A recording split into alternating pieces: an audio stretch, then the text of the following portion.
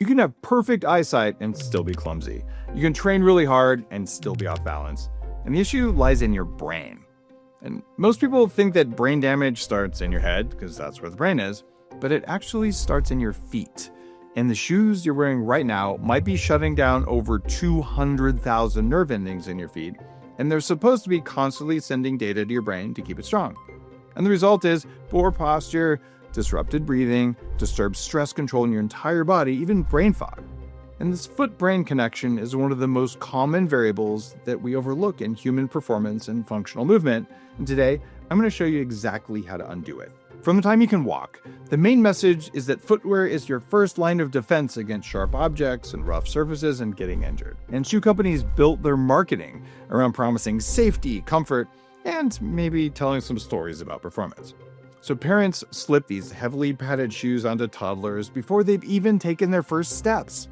And schools and workplaces require shoes. Even gyms, the very places for training the human body, demand that we keep our feet covered. That's because athlete's foot isn't that good for you, I get it, but it doesn't mean your brain gets it. Shoe companies reinforce that belief with strong marketing campaigns using words like supportive, motion control, high-tech cushioning, convincing us that more padding is better. And then podiatrists prescribe orthotics. Athletic brands push this idea that performance comes from the technology under your feet, not from the muscles inside your feet. And then society conditions us to see shoes as shields. And just about no one considers that something so normal could be harming you. I mean, we've forgotten that human beings spent millions of years moving without a single ounce of high-tech foam, gel, or air bubbles under our heels. And during that time, we built some of the most resilient athletic bodies in history. Your foot's not just a block of bone and skin, it is an advanced sensory organ. There's 26 bones and 33 joints and 100 muscles and tendons and ligaments and 200,000 nerve endings that are supposed to be fully informing your brain about the world you're moving in. Those nerve endings in your feet send real-time info to your brain about pressure, texture, and movement. And that feedback system is called proprioception. It's your body's sixth sense. It tells your brain where you are in space without you having to look and pay attention. Think of it like your brain's built-in GPS. Your brain's going to use it to adjust your posture, to fire stabilizer muscles in your legs, and to keep you balanced in real time. If you wrap that system in thick soles, rigid arch supports, and narrow toe boxes, you cut off the feedback that your brain relies on to know where you are in the world. So your brain gets a fuzzy, muffled signal instead of a clear one. And over years, that lack of information has consequences. Narrow toe boxes squeeze your toes together, which weakens their ability to spread and stabilize you. Raised heels shorten your Achilles tendon, and they tilt your posture out of alignment. And supportive arch inserts take over the job your stabilizer muscles are supposed to be doing, so they just turn off, they stop working. And because those thick soles numb your ground feel, your brain loses awareness of subtle shifts in balance, forcing your knees and your hips and your spine to compensate in ways nature never intended. In fact, it's so bad that it eventually attacks your nervous system, and that's why you're clenching your jaw all the time. And it happens so gradually that you don't notice, until the pain starts. Maybe it's a little plantar fasciitis after a long run. Maybe it's knee soreness from standing too long. Maybe it's hip tightness or lower back ache. And we think it just comes with age. In reality, all of those can be symptoms of the same root problem, a collapsed foundation. This means that modern shoes actually weaken your feet. They're shutting down your feet's natural function. And the solution starts with training your feet to come back to life. Now, if you want to restore your foot strength and reconnect that vital foot-to-brain feedback loop, you need to train your feet like you train any other muscle group. That means rebuilding mobility and strength and sensory input step by step. You start by carving out 10 to 15 minutes a day to just walk barefoot on different textures. Grass, sand, gravel, even carpet. The goal is to wake up those dormant nerve endings. And gradually replace your traditional shoes with minimalist footwear that has zero drop soles, wide toe boxes, and flexible construction. I have worn shoes like this for the past 15 years, and it's absolutely changed my brain, my life, the way my body feels. It is completely different. You want to make the transition slowly. Add about 15 minutes of barefoot or minimalist time each day to allow your tissues to adapt. In fact, here's what I do. I wear minimalist shoes. These are called Paluva. And what they do is they keep my toes apart. They actually look normal, but they give you space between your toes and they bend. So even though I have some protection and I can walk on rough or dirty surfaces, I'm still getting the barefoot experience. These are really good. It's peluva.com/Dave, Peluva. You want to make the transition slowly though, because if you just go all barefoot all the time, you'll feel it in your feet and your hips because those muscles are going to get tired. So you just add about 15 minutes each day, go for a little walk, and allow your feet to adapt. You can also use a lacrosse ball to roll out the plantar fascia for 1 or 2 minutes per foot, breaking up stiffness, improving blood flow. Literally, you're waking your feet back up from being zombies. You can practice toe yoga. It involves lifting your big toe while keeping the others down and reversing that to reawaken the intrinsic foot muscles. It's harder than you might think, and I'm doing it right now. You can add towel scrunches, calf raises, and single leg balance drills to your daily routine to build both strength and flexibility. I'm doing that now too. You can search for specifics of these exercises online. Wear toe spacers for 30 minutes a day at first, and you can work up to several hours. And there might have been a time in my life where I slept in toe spacers so I could just learn how to spread my toes. And it really, really fixed my posture. This is going to restore that natural toe splay. And when that happens, everything else lines up. And when you walk, focus on spreading your toes and loading through the forefoot instead of just the heel. When you're wearing big fat padding, you can strike the heel, but that's not the way you want to walk. Those simple but deliberate practices are the foundation for stronger feet. But see, you could rebuild every muscle in your foot. You could spread your toes like a professional rock climber. You could feel grounded for the first time in years and still not move the way that nature designed your body to move. That's because the issue doesn't end at your feet. There's an upstream problem that affects everything from your gait to your energy levels. And it's something so basic, so constant, that you probably never question it. It's your posture. Most people think posture is about standing up straight or avoiding a hunch. But the reality is a little bit more complex.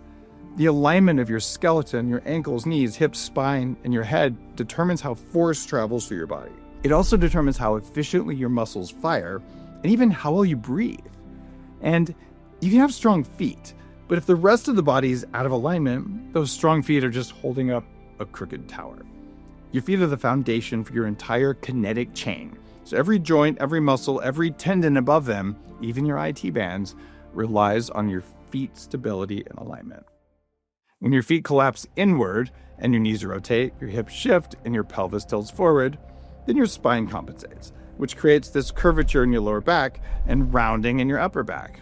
Your shoulders hunch, head comes forward, and over time, your body just adapts to instability as if that's your new normal. That adaptation is what's causing pain, fatigue, reduced capacity, and maybe even that brain fog.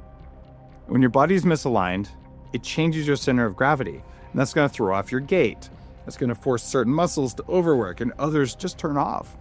And that asymmetry creates micro instabilities, and your brain takes up energy constantly trying to correct those, which drains energy without you even knowing. That means your body's constantly burning more energy just to keep you upright, and that's not going to burn calories, it's going to burn effort. And it gets worse. The poorer your posture, the less efficient your proprioceptive feedback becomes. So your brain gets less accurate information from your body, and your movement becomes less efficient. It's a neurological problem. Every misalignment steals processing power from your brain. And your nervous system starts working harder just to keep you upright, burning energy that you could have used for strength, for speed, or just focusing on something every day. And that result is why you feel tired, why you get brain fog, and you get this subtle, constant drain on your mental performance. And you just feel like you can't bring it. And who would have thought it was your big clunky shoes? And since those shoes make your rib cage collapse forward, your diaphragm can't descend fully, which reduces oxygen intake. It makes you default to shallow, stress-induced chest breathing. And less oxygen means less fuel for your brain. It can even affect your visual system. If your head is forward, your eyes adjust their focus differently, which changes how your brain interprets spatial information. And those little distortions, they add up, which creates a constant low-grade stress signal in your nervous system. So your posture isn't a structural problem, it's a neurological problem. That's why you need to rebuild your foot-brain connection and retrain your nervous system so that your body is stacking itself naturally the way it was supposed to in the first place. Feet under your hips, hips under your shoulders, and shoulders under your head. It starts with awareness, You can spend 2 minutes every hour. Just check your alignment from the ground up. Feet are parallel, knees unlocked, pelvis neutral, ribs stacked over hips, shoulders relaxed, and your head's directly over the spine, not jutted forward. You can do posture drills like standing against the wall with your heels, hips, shoulders, and head touching. And you can teach your body what aligned feels like, because I didn't know what it felt like until I started doing the work. Then you can retrain the foundation. You can integrate mobility and stability work, or even work with a functional movement coach. Hip openers like 90-90 stretches can restore rotational capacity. Glute activation drills like bridges or monster walks rebalance your pelvis. Yes, I did a monster walk this morning. No, I didn't enjoy it, but it was worth it. Thoracic spine extensions over a foam roller can reopen your rib cage. That was something I had to do a lot of work on. And again, you can find step-by-step tutorials on how to do these exercises. Just search for them on YouTube. They're all over the place. Wall angels restore mobility to your shoulders, and they reinforce spinal positioning. This is a posture exercise you can perform just by leaning against a wall with your back, shoulders, and head touching the wall. Then you slide your arms up and down in a V to W motion like a snow angel. It's going to improve your posture, your shoulder mobility, and it's going to get rid of that upper back and neck pain. And that way your posture stops being something that you fix, and it starts being something that you maintain automatically. And that's going to free up a ton of energy for things you actually care about. But there's still one thing you need to fix before you completely restore that foot-brain connection and get rid of your brain fog.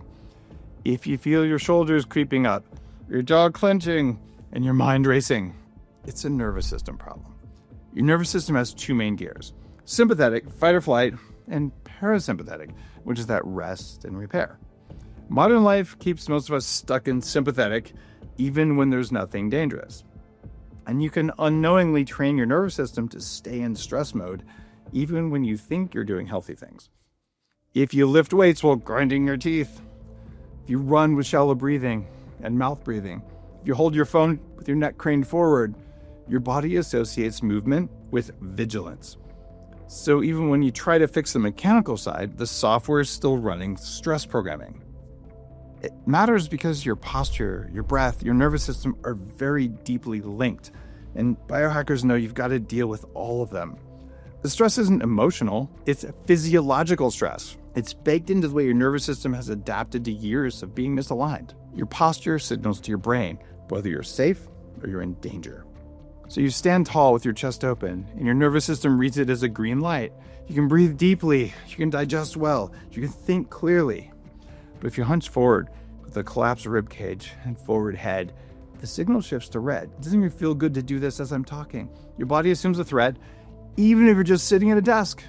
So when you're stressed, your breathing rate increases, your rib cage stiffens, and your heart rate variability drops. Those are signs that your vagus nerve, the main parasympathetic highway, is underactive. A stressed nervous system increases muscle tension everywhere, but especially your neck, your shoulders, and your jaw. And that tension subtly pulls your head forward, rounds your upper back, shortens your front chain, and you end up in a cycle where posture issues increase stress. And then that stress worsens your posture. And the loop keeps running in the background. It drains your mental and your physical energy. And that's why stress just keeps going on, even if you meditate, because you haven't retrained your body to send safe signals to your brain just from everyday movement. To break the loop, you need to train your nervous system as deliberately as you train your muscles. You start with breath work. Stand barefoot in perfect alignment and imagine inflating your lower ribs in all directions. Exhale slowly, twice as long as your inhale, which signals safety to your nervous system. You need to breathe deeply into your lower rib cage and keep your shoulders still, like this.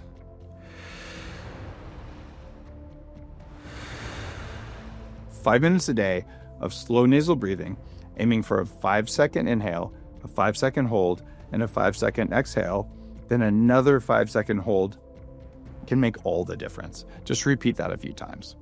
5 in, 5 hold, 5 out, 5 hold empty. It's really easy. That's going to stimulate your vagus nerve and shift your body into that parasympathetic mode.